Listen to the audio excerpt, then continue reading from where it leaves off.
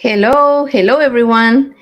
Thank you so much for joining us again in the hiring revolution.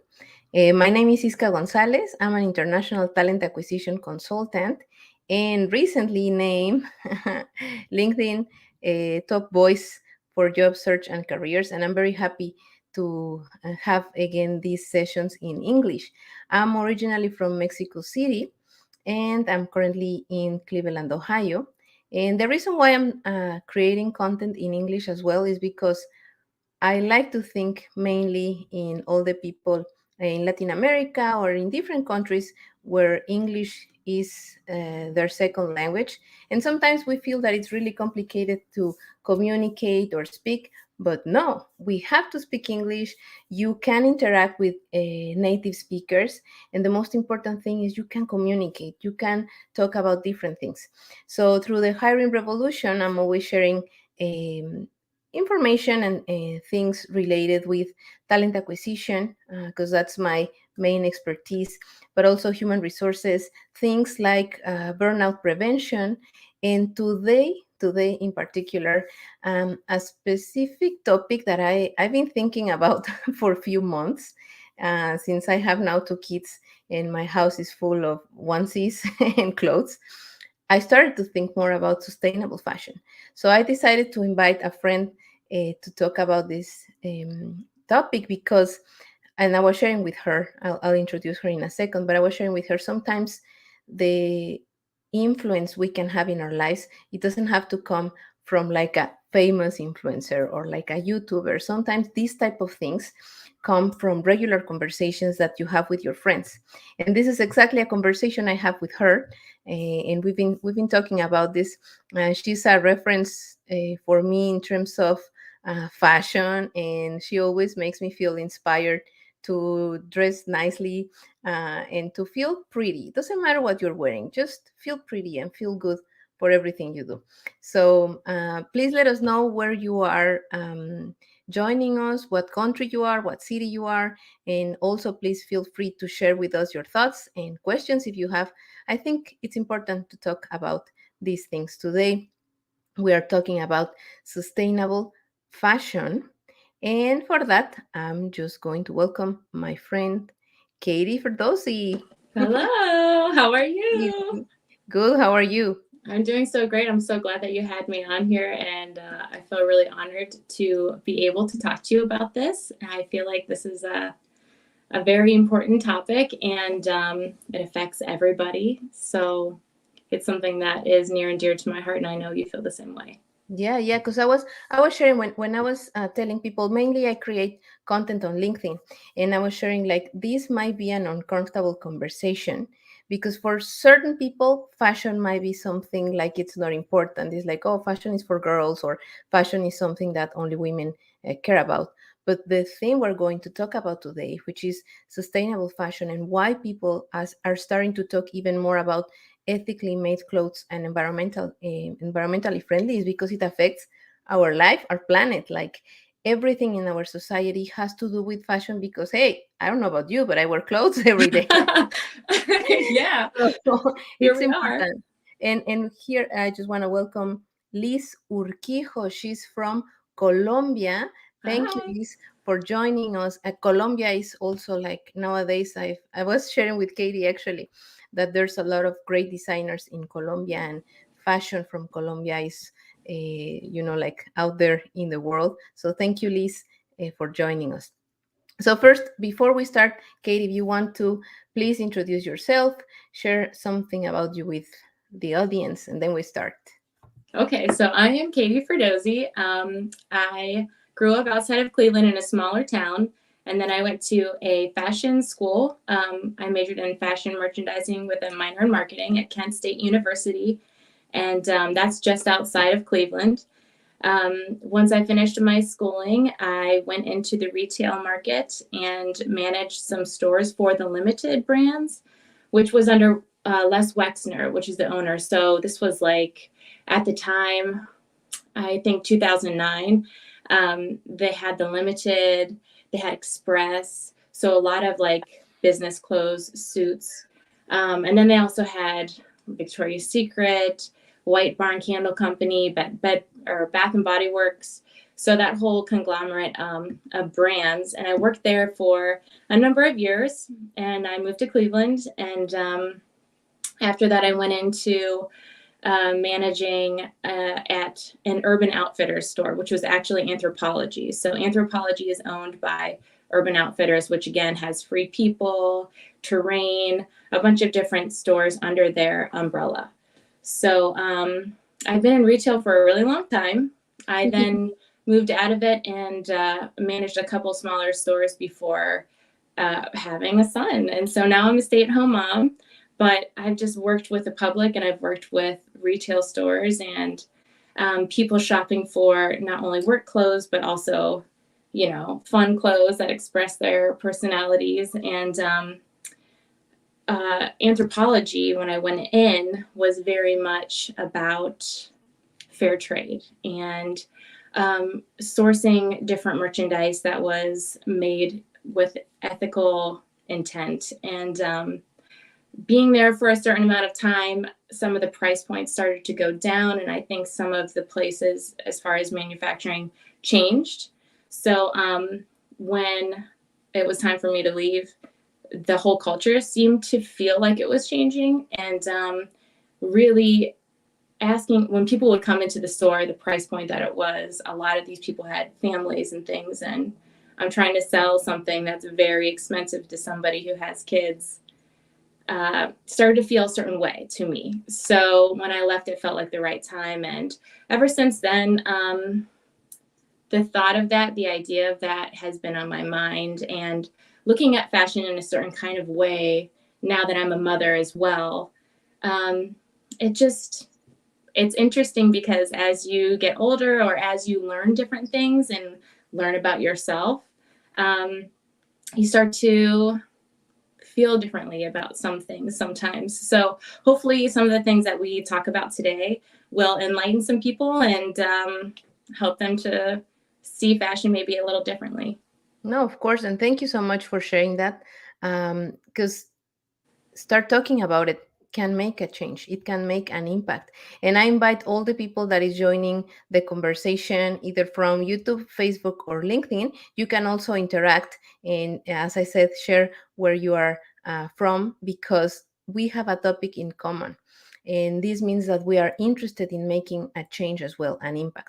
I was also sharing with the people on LinkedIn that sometimes it feels like it's women, the ones that we feel more pressure, let's say, to dress nicely and to start consuming a lot of clothing, because you have to be trendy at work, because you want to express something through your clothing. So I think it's interesting, because I was reading this. Of course, we're talking about sustainable fashion, but there's another topic that goes with this, which is fast fashion. Fast fashion is basically everything that we have out there to consume, so many different brands. And you are seeing here in the banners that I'm sharing, there's something very interesting that caught my attention, and is that I was thinking that the target for fast fashion was only women, like, let's say my age, I'm 37, but I was finding this information. The target audience for fast fashion is people between 18 and 24, and social media is one of the main channels, I will say, for this audience to start thinking about consuming fast fashion. So it's a topic that it's, as Katie was saying, deep in our heart. And thank you, Adriana Espino, by the way. She's joining from Mexico, and she's always talking about science, engineering, all these topics that maybe are not very close still to women nowadays. But this is why Adriana is joining us, and I hope, Adriana, you can also share with us this information. And Liz is sharing that she's a fashion designer. Thank you, Liz. See, this is Oh, the magic. wow. My This gosh. is the magic of Oh, social media as cool. well. She's a fashion designer and image consultant, and it's a pleasure to hear from you, Katie. Oh Thank my you. gosh. Well, I'm so Yeah. happy you're here. This is exciting. This is very exciting. And we have Yasmin Tovar. She's a dear friend of the Hiring Revolution from Venezuela. So now we are going to start to talk about, like, the important things here. Like, why are we talking about this? If, for example, in my case, on LinkedIn and with the Hiring Revolution, I talk about as I said, talent acquisition, recruiting, selection, human resources. Well, this fashion industry has a lot of impact as well in a manufacturing environment. Not just the planet itself and what is happening around the materials and the way it's produced. It's also about the people that is producing the clothing we're wearing. So I think it's important to start, and maybe here you can add something, Katie, if you want. But of course, the fashion industry is like, it's trillion dollar Yeah. company. It's like money is there. It is a business. So I think we can start sharing like this, if you want to talk a little bit about this. Oh, of course. So just like any industry, think about the big players, basically the big businesses. So a lot of times, like I said, Urban Outfitters and the limited brands are who I had worked for. And these are big companies that have a lot of different people working for them. As you were showing before, the younger audience is what is targeting that fast fashion. And with the $1.7 trillion in 2022, these companies, they have so much money, they're making so much money. And if you think about TikTok and Instagram and anything that you can get an algorithm for, and you know how old your person is that's on, they're going to keep like bombarding them with all of this information, these ads, and then they start to study the information, and they're going to keep trying to make as much money off of any. I mean, it's a business. That's what they do. They're trying to make some money. So I think along with all of this, these businesses, they're finding their target market. It's a business plan. It's a strategy. They're marketing to them, and then they're pumping out the product with as much profit as possible. And sometimes when that happens, if there's not a law against it, they're going to do it, unethically, unfortunately, sometimes. So I'm not saying any specific brand, but I'm saying that's what they do. So it's our responsibility as people who are purchasing to maybe think a little bit more about it. Yes, they're telling me what I want, but why don't I ask me what I want? What is right and how I feel about what I'm going to purchase. Yeah, of course. And this is what we're talking about. Like, just start the conversation. Just bring the topic with your friends, with your family, and start thinking yourself, what am I buying? Like, Mm-hmm. it's kind of hard to know, because I was when we were preparing for the show, we were sharing information, and sometimes it's really hard to know where the clothes are being made. Like, where Right. are the like the factories. But I think before we start talking about that, it's just thinking again about the environment as well. So approximately 60% of the materials used by fashion industry are made from plastic, which is Right. crazy, because you think you're wearing like like clothes, like Fibers. Yeah. different materials, like a fiber, but it's microfibers and it's plastic.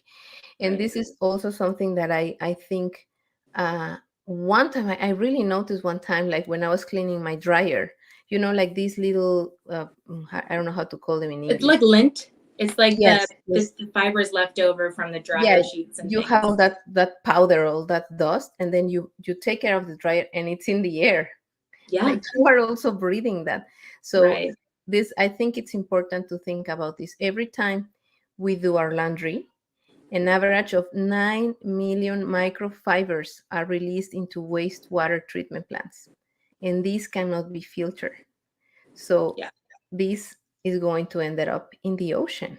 So that's why it's so important when we're talking about fast fashion versus, let's say, sustainable fashion, is the materials that the companies are using to produce this clothing.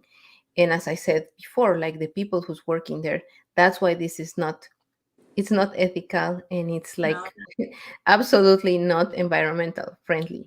So I think before we move to what can we do and other things, I would just like to talk a little bit about sustainable fashion. And if you want to share something here, like explain to us, because by the way, I was talking about this on LinkedIn, and there's honestly people who said, I don't know what sustainable fashion is, and I don't know what fast fashion is either.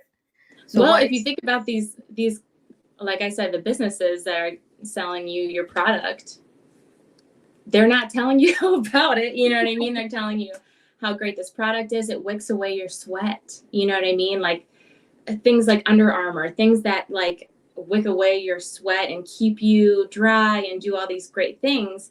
A lot of those materials, like the rayon and the nylon and the polyester, they hold up to stretching. They hold up, but that's the actual point, because once it's wicked into the water system, the fish are intaking it, people are intaking it, and so they want us to see the benefit of producing fabric and fibers in this way instead of being aware of certain things that are happening. Mm-hmm. And so, yeah, you have to do a little bit of digging, or if you're interested in helping the planet in other ways, maybe your algorithm then will show you, oh, this sustainable fashion is something that you should be into. So I think that it is a topic that is gaining some momentum, and I think that people are talking about it a little bit more and more. But if a big business is not going to make money off of it, it's not going to be in the forefront of something that's going to be, widely seen. So your sustainable fashion is going to be something that is made from clothing that is made from ethical means. So they're not hurting the environment. They're not hurting animals. They are keeping in mind the people who are manufacturing it. So fair rights, labor laws, fair pay, and good working conditions and things like that. And it costs more money. It does for a company to do that. It's very difficult. And you have to use more water in some instances. And there's different. Exactly. Natural fibers are a better option for sure. I mean, when you're doing your laundry and all of those yuckies are going out into the water, if you have cotton, it's not as bad for everybody. So, there's so many different options too, but they're just more expensive. If you do like a bamboo or a hemp or something like that. But a lot of times too, they'll take polyester and they'll blend it with cotton, or they'll blend it with a natural fiber. And once that's done, that natural fiber cannot be unblended. It's almost like melted in a chemical process. So it can be an effort to look for sustainable fashion, but it can be done. And there are so many methods that we can use to do that. So you just have to change your norm. Once you have a pattern that you're in, it's comfortable and it might be less expensive. So you're not going to want to change it per se, when somebody's comfortable. But once you start to learn about what's going on, it really does make a difference, and I think it is worth it. Yeah, and I think something important as well is like, this is not just impacting women. At the end of the day, we are buying clothes also for men, and definitely, and I would like to hear your opinion, like the people who's joining us now as well. Is it just women that feel more pressure to buy and consume a lot of clothes, or it's also men? But I would like to share something as well, because when we are talking about these labor conditions of the clothing industry, sometimes it sounds like far from us, like we are in America, right? Either like in our case, North America or South America. Right. Ariel Hernandez, he's joining. Thank you for being here, Ariel. He's in South America, and maybe sometimes this sounds like far from us, like these type of problems when they show the landfills and they show like all the waste. It doesn't feel like it's near our city. But as I told you before, I'm from Mexico City. I was born in 1985. That year, there was a terrible earthquake in Mexico City. And there's something that stayed with me even when I didn't see that, because I was a baby, of course. Right. But I heard the stories in the neighborhood I grew up in. There used to be a neighborhood that had a lot of manufacturing places for clothing. So and I always mispronounce this word, seamstress. No, you're right. Seamstress. Oh, yes, I said it well. Yeah. So there was like a terrible situation, because in one of the factories near downtown Mexico City, when this earthquake happened, there were a lot of seamstresses there, and they die because of the conditions of the factory. They were, they didn't have like safety conditions. They only had like one bathroom for 70 people, and they were locked in the building because the owners were afraid that they were going to steal something. So all these women died because they were working for this clothing industry. And I'm telling you, this was 38, almost 38 years ago. Few years ago, in 2017, there was another earthquake in Mexico City, and it happened again in the same neighborhood. It was just few blocks away, where this another clandestine factory was also having people there working in really bad conditions. That's So we're unacceptable. talking Heartbreaking. totally unacceptable, and this is why I'm sharing. Like it is maybe not the most nice conversation to have, but someone has to start talking about this, because also, like, when in the LinkedIn environment where I'm always sharing things, and I read things like, oh, now we are going to have more vacation days in Mexico, and now we're talking about emotional salary and all these things that honestly sometimes feels like a bubble, because there's so many people out there that also need to find a job, that also need to find a way of living. And since they don't have other option and they want to have a legal income, they ended up working in this type of factories. And we're talking about Mexico, which is a country that I will say, so there's like a awareness of the labor conditions of people, but still there's this type of clandestine factories. Now think of places like Cambodia and other countries that we are aware of this. It sounds somewhere in our brains, maybe someone mentioned it. It is far from us, but if we don't start talking about this, then it's not going to be part of everyone's awareness. So Right. it's more than just fashion, like from the um, elite, or I want to look nice point of view. This Right. is also about changing the labor conditions, even the law, because the only way we start changing the law is when people start talking about this and doing something about it. So I think it's important. And of course, it's like we don't want to paint everything super sad. Yeah. We don't want to So say glum. that there's nothing we can do. So I think, and there's so many things we can do, and I'm sharing with you this website that actually Katie shared with me, Good on You, uh, which maybe you can explain a little bit more about this website just to start, and then we can share what can we do to possibly impact our relationship with clothing and the planet. Of course. So earlier you just had something about like a circular cycle, Yeah. basically, with clothing. Mm-hmm. So the first thing that we can do is, and I know it might not sound cool, although it is picking up steam, is that if you do, I have some fast fashion in my wardrobe, of course, and I have thrifted fashion. And so there are so many options that you could do to take steps not to be purchasing and not to be contributing to the problems that are in the fashion industry. And so I'd say the first thing to do is to just go through your wardrobe and find items that if you were going to get rid of or give to a thrift store or donate, see if you liked them at one point in time. Maybe they still have good fabric.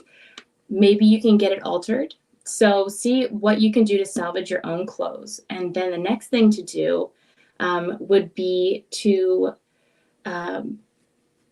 if you are going to get rid of something, take it to a thrift store or some kind of a donation place that gives fair salary to their workers and doesn't take a lot of the money for the company that puts it together. So that's another thing that ethically you can do to help the people in the environment in this, in clothing industry. And then what you're going to want to do is, if you don't want to do either of those things, when you purchase, you want to buy thrifted clothes if you can. And I know it might, when I was growing up, I didn't have a lot of money. I had an older sister. And so I would wear her hand-me-downs. And we had a cousin who was a boy who was older than us. And he had clothes and then he would pass them down to my sister, and then I would have them. And I felt a certain way about it. But as I've gotten older, as I've been in the fashion industry, especially at Anthropologie, because a lot of the items that we sold, home items as well, were what was called found items. So these were one of a kind items that were vintage or older that had a certain kind of prestige to them. It was a high valued item because it was only one of them. So if you find something at a thrift store, if you really try and look, you will find beautiful items that may have been crafted better years ago that have a better fiber and fabric content. So they might need a little bit of this or that stitching or a button or something like that. But manufacturing back in the day didn't have as much plastic in the fabric. And So, chemicals, right? oh, it's so much better. So those steps first before you go to buy something that is a sustainable fashion item. Once you've gone through those steps and you're like, you know what, I need something new. I have a business meeting. I have something that's special that I need to look a certain way, and I want something new. Everybody's entitled to that. Good for you. You should do that. This website, good on you. If you go to it, you could put in a sustainable fashion brand that you were looking at. There's a bar that you can search, and it'll populate that brand, and it gives you, it's like a little rating system of smiley faces to frowny faces. So if you speak a different language or anything, it's easy to just say, okay, this is good and this is not. A lot of brands will say, I'm a sustainable fashion brand and I make things ethically. And then they're not so transparent as far as where or how the items are manufactured. So this is a website. It's also an app that you can use, and it's simple. You just put it in and yes, I want to purchase from there, or no, I don't. Yeah, and I think it's important because sometimes we also, when we're talking about cultural differences, right? There's like Right. this certain status about clothing as well. Like, oh, maybe I'm buying like from a very high-end designer, and you think that because it's a very expensive cloth, it will, I would say, made, or it's ethically made, and sometimes it's not, my friends. Sometimes it's good if you are, as you are here joining us, if you feel that this topic is important, then you can do your research. And even if you're not using apps or this type of website, you can just make your own research and see if this brand that you want to consume is actually sustainable. Right. Because it's going to say, like, people nowadays with the internet, there's so many things we can find and share that we're going to know. And Liz, thank you, Liz, for staying with us almost at the end of the session. Yes, thank you. She's sharing Colombia is a textile and fashion country, but some years ago it has evolved to sustainable fashion with new designers and new brands with better designs. And I think that's also why we're talking about this, because at the end of the day, still a business, Inspiring. but you can do something there. Like, you can create your own brand, you can start making your research. There's so many people on Instagram, TikTok, or Pinterest that are saying, like, hey, if you need to, some alterations to your clothes, I can help. It's also like let's say, a side hustle, and then it can become a business. And maybe, like, I think this, coming from Latin America, sometimes we don't have access to all these type of apps or things to share, like ThreadUp, right, is the brand we were saying. Right. When we want to share maybe good clothes that I can buy for a better price. But they are starting to raise with, like, companies and per se startups also in Latin America that want to contribute to the environment and sustainable fashion itself. So I think there's so many things we can do. Don't be afraid also to share your clothes with your friends. I should share this. Like, when I started working, that's what I mentioned, the pressure sometimes women have.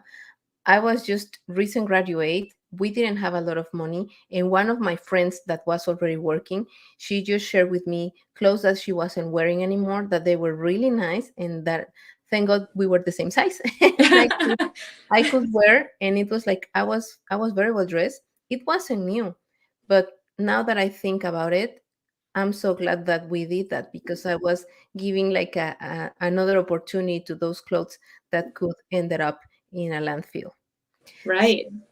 I don't know if, And oh, sorry, go ahead, go ahead. I was going to say, Liz talking about how there are people that are, designers in Colombia that are starting to do this, and they've made the change already, and they're putting their brand model that way right now. So that is ahead of the curve. I think that, like I said, there's going to be so many of these laws that are going to be passed, not only for the environment, but for human rights, that this is the law now. And so a lot of these companies are going to be behind, and they're going to have to be changing, right when the law happens. But if you're ahead of the curve, you are going to be the ones that are making the money and ready for that kind of a change. So, oh my gosh, good on them. You know what I mean? Instead of not only good on you, Yeah. but And that's wonderful to see that. yeah, and this is, as I said, this is wonderful that we can share these things. I would just like to share that I forced my husband to watch Project Runway, and then we were watching Making the Cut. It's a Uh, big feat. Her yeah, oh husband, yes, yeah, yes. He's a great husband. But I think it's important to share these things, because even those TV shows are also noticing the importance of not just being like a fashion designer and start talking about like what are going to be like the new trends in fashion itself, but also sustainable fashion, because the last winner of Making the Cut, all his brand and his speech was about sustainable fashion. So that's it's something that is close to us more than we think. And as I always share with the Hiring Revolution, talent attraction is a team effort, but everything we do in our life, in our work, it's also a team effort. It has to be something that we share, something that we talk about with our families. And also, Liz, yes, Liz is part of our team. Second-hand yes, clothes are a good option, because it's true. Like, sometimes you can find so many nice things that you cannot find anywhere else. And I wish I had more clothes from my mom or even from my grandma.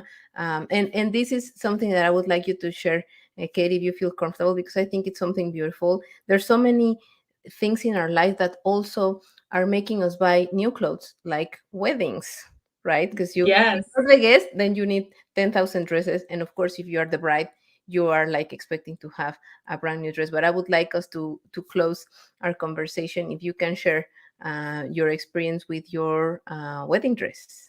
of course I will. Yes. So I was married a couple years ago, and I wanted to have a certain kind of a wedding, of course. And my mom, thankfully, when you grow up, you talk to your mom about what was your wedding like, and you get all excited about the princess dress, and it's like all any high school formal or a quinceanera or anything, it's like all rolled into one is the biggest thing, you want to feel beautiful for that day. So she had kept her dress, and I grew up seeing it and knowing it in the house. So, oh, so that's my mom. Just wrote it. So I loved this dress, and when it came to be my wedding day, I wanted to use it. And so I took it to a seamstress, and we made alterations to it, and it fit me just the way I wanted to. But then when my mom was there at the wedding and I was wearing it and all the pictures, it was wonderful for me, and it was so much more meaningful. And you know what? That's a dress that you wear one day. And if you have a wedding dress, a lot of times there's layers of tulle and all these embellishments and zippers and all these things that go into it, and you've worn it once. And then what happens to it? Unfortunately, sometimes it goes to waste. People get rid of them at some point. So if you can do something like that, it just meant so much more to me too, honestly. So there are things that are in your family. There are things that your friends have that can be used, and it can be an honor, and it can make more of a difference to you than just going and buying something too. It just depends on your outlook. So that was a special thing for me, and that's so awesome that you brought that up. Thank you. Yeah, no, thank you for sharing, because I think this is exactly, if you tell me I need to buy something new, it depends. We share today like so many things that we can do, and as I said, start talking about it is the first step. So thank you so much, Katie, for Thank you. being You my guest today. It's so nice to talk about these things, and I know it's our contribution to this topic, and I hope in the next years to see there's more things about it that can help for real sustainable fashion globally. Me too. So thank you everyone who was with us today. We are going to have more content in English, as I said, and let us know like what do you think about this episode. And of course, we will continue the conversation not only on LinkedIn but also YouTube and Facebook. So have a wonderful night and thank you for joining us. And we can stay for another minute, Katie. Please don't go. Okay. Thank you, everyone. Bye. Thank you. Bye.